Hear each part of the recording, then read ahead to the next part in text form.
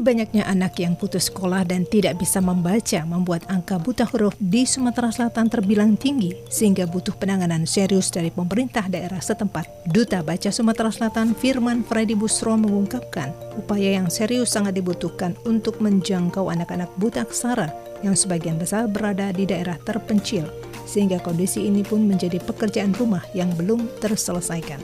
Ya, untuk di Sumatera Selatan tentunya masih menjadi PR ya untuk meningkatkan peningkatan literasi khususnya di daerah-daerah terpencil di beberapa wilayah Sumatera Selatan.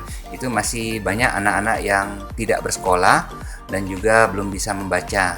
Nah, tentunya ini merupakan PR kita bersama, pemerintah kabupaten, kota, bahkan juga pemerintah provinsi untuk bisa menjangkau mereka.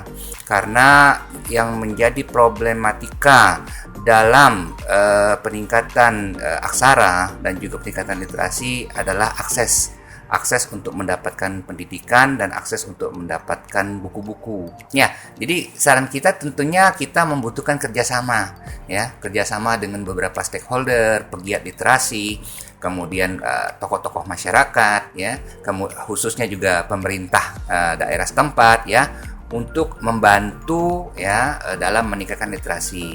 Nah, misalnya saya pernah menyarankan pada waktu itu bahwa bagi masyarakat yang memiliki bahan bacaan tidak terpakai lagi, itu nanti dapat disumbangkan kepada misalnya kantor-kantor desa.